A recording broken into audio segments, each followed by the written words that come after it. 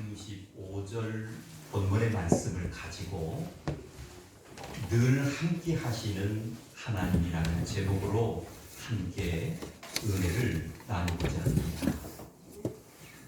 과거 오래전 힘들었던 시절이 있었습니다. 이 과거 오래전 힘들었던 시절에 많은 사람들이 어쩔 수 없이 이산 가족이 되어야 하는 때가 있었다라는 사실을 기본적으로 나이가 있으신 분들은 아마 느끼시고 직간접적으로 경험도 하셨을 것입니다. 이산 가족들의 사연은 정말 다양한 것 같습니다. 먹을 것이 없어서 잘 사는 집으로 수양딸로 보내는 사례도 있었고요. 고아원에 들어가면 먹을 것은 걱정 안 하겠지 생각하면서 이제 부모들이 고아원에 보내기도 했습니다.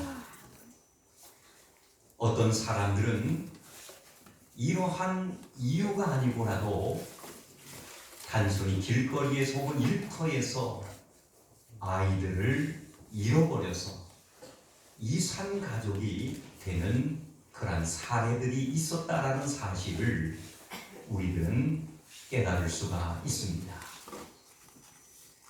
가슴이 찢어지고 송곳을 찌르는 듯한 아픔이 더 큰 사람은 아마 어머니일 것이다라는 사실을 느껴보게 됩니다.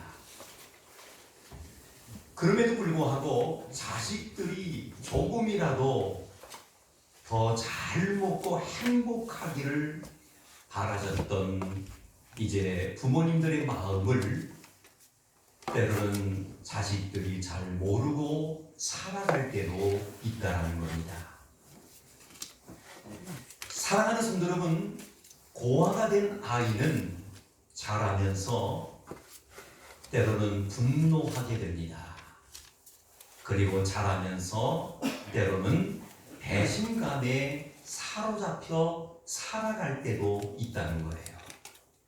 그런데 먼 훗날 시간이 지나서 상봉을 하게 되었을 때 많은 자식들은 이제 첫 마디가 뭐라고 말합니까?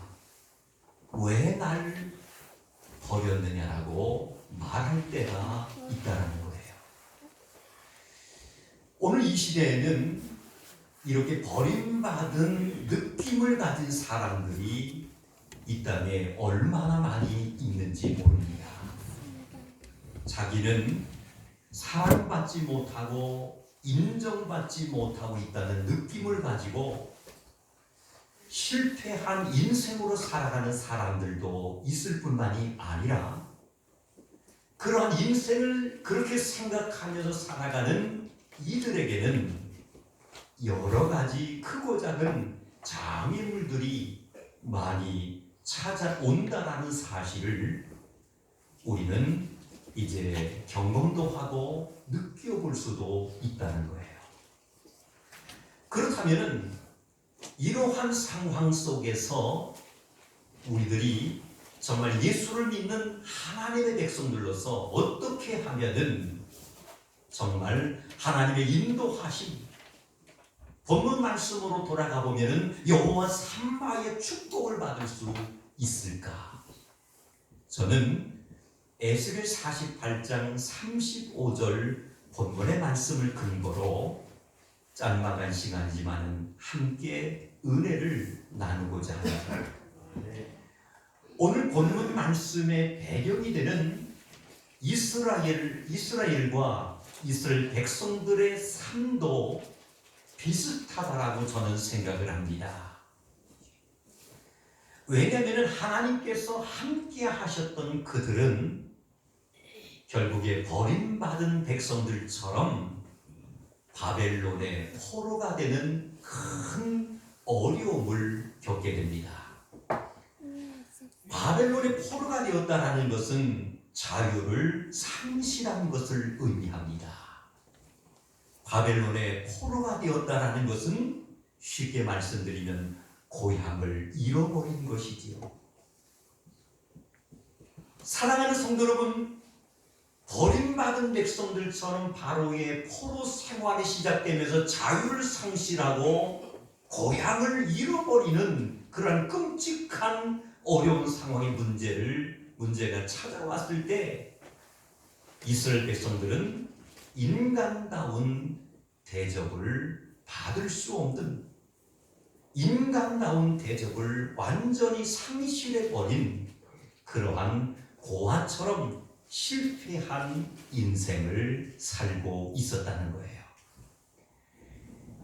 이렇듯 소망이 없는 세대에 하나님께서는 에스겔 선지자를 통하여 빨리 회개하고 하나님께 전적으로 백성들이 돌아올 것과 하나님께서 궁극적으로 이스라엘을 회복할 것이라는 메시지를 전해주고 있는 것을 오늘 에스겔 48장 35절 본문의 말씀을 통해서 우리는 분명히 깨달을 수 있는 줄로 믿습니다. 오늘 본문 말씀인 에스겔 48장 35절 말씀 속에 보면은 이런 말씀이 있어요. 한번 따라서 합시다. 그 성읍의 이름을 여호와 삼마라 하리라. 할렐루야. 아멘. 그 성읍의 이름을 여호와 삼마라 하리라라는 말씀이 기록되는 것을 묵상할 수가 있습니다. 여호와 삼마라는 이 단어의 뜻을 한번 찾아보니까 어떠한 뜻이 담겨져 있었느냐면은 여호와께서 거기 계시다라는 뜻이 담겨져 있습니다. 그렇다면은 오늘 우리가 살고 있는 이 시대에 우리에게 주시는 하나님의 분명한 말씀이 있다라는 거예요. 우리가 살고 있는 이 시대에 한번 생각해 보세요. 영적으로 정말 모든 시대적으로 보면은 점점 암흑 시대를 달려가고 있다는 사실을 우리는 깨달을 수가 있습니다. 이런 상황 속에서 믿음을 가진 하나님의 백성들이 영적인 승리자가 되고 또한 범사에 하나님의 인도하심의 축복을 받기를 원하신다면 우리에게 주시는 하나님의 분명한 메시지가 무엇인가를 깨닫고 적용시키며 살아가는 영적인 지혜로운 사람들이 돼야 될 줄로 믿습니다. 이스라엘이라는 이 나라는 죄로 인해서 많은 상처가 있는 나라가 바로 이스라엘입니다. 그뿐만 아니라 이스라엘은 고향을 잃어버렸습니다. 그리고 나라도 빼앗겼습니다.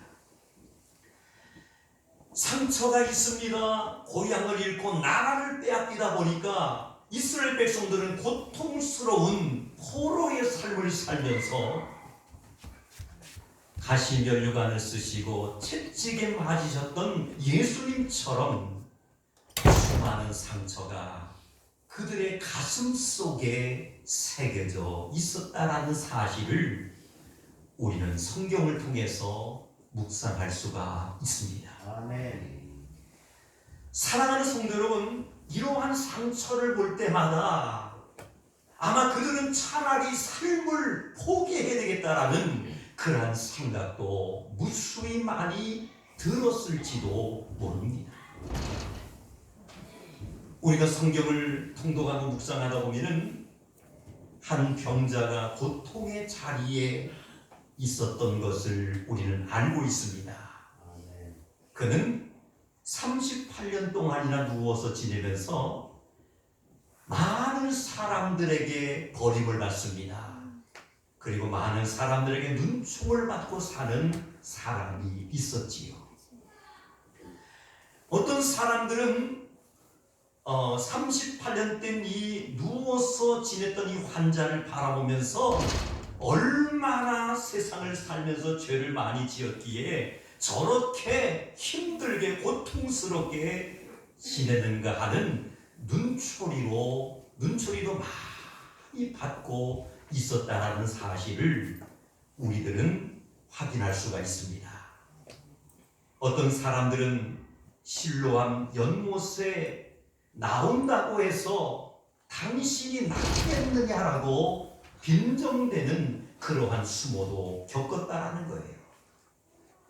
그런데 앉아있기도 힘들어서 실로암 이제 목가에서 38년 동안 누워서 절망 속에 지내는 이 사람에게 예수님께서 다가오신 줄로 믿습니다. 아멘.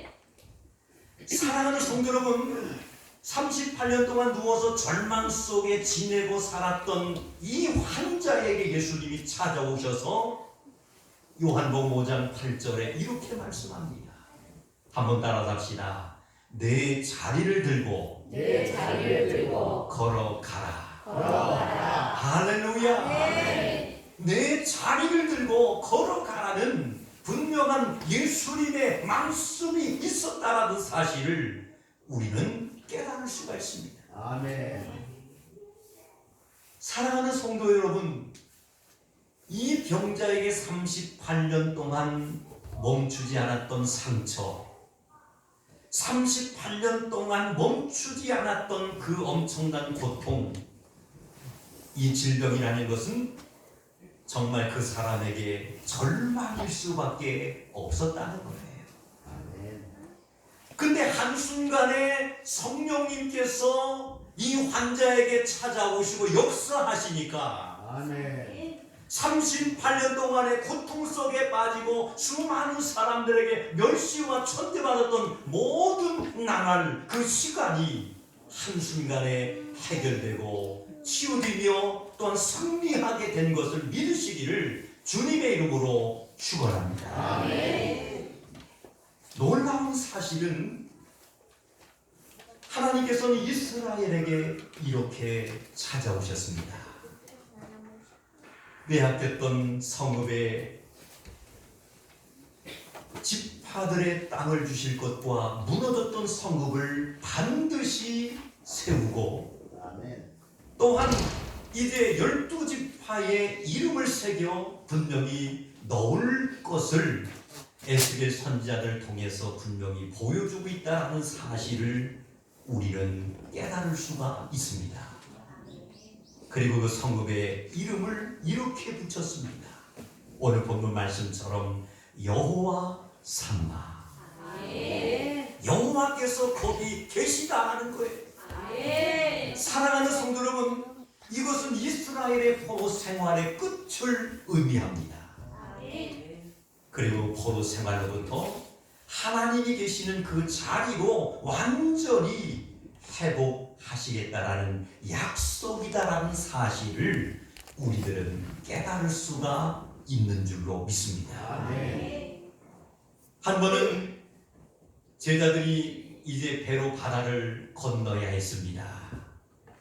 한밤중에 고요한 바다를 항해하던 제자들 앞에 돌연듯 큰 이제 풍랑이 일어납니다. 바다가 뛰놀기 시작합니다. 큰 파도가 배를 수십 번 덮쳐왔을 때에 제자들은 이제 우리는 죽었구나 하는 생각에 완전히 사로잡히게 됩니다. 그리고 흉흉한 바다 위에 유령과 같은 물체를 바라보았을 때에 제자들은 이제 더 이상 소망이 없는 사람들로 되어버렸다라는 사실을 우리는 성경을 통해서 확인할 수가 있습니다. 사랑하는 성도 여러분, 소망이 없는 그들의 용기를 가지게 된 것은 바로 그때였다라는 사실입니다. 그것이 바로 뭐냐면 예수님께서 그들에게 다가오신 것이지요. 아멘. 그리고 흉흉한 바다까지도 예수님이 함께 하실 때에 복종하게 됩니다. 아멘. 그 순간에 하늘의 평안이 그들의 마음속에 찾아오셔서 아멘. 하나님의 정말 신비하고 놀라운 비밀을 발견할 수 있는 역사를 예수님의 제자들이 체험하게 되었다는 것. 아멘. 사랑하는 성도 여러분, 하나님의 동행하심은 그리스도의 능력인 줄로 믿습니다. 아멘. 하나님의 동행하심은 그리스도의 평안이다라는 거예요. 오늘 이 시대에 수많은 사람들이 방황하며 살고 있습니다. 인생의 궁극적인 목적이 무엇인지 모르고 살아가는 사람들이 얼마나 많이 있는지 몰라요. 오늘 본문 말씀에도 보면 이스라엘 백성이 포로되어서 방황하고 그들의 중심에 참다운 삶의 목적이 없었던 것을 우리는 발견할 수가 있습니다.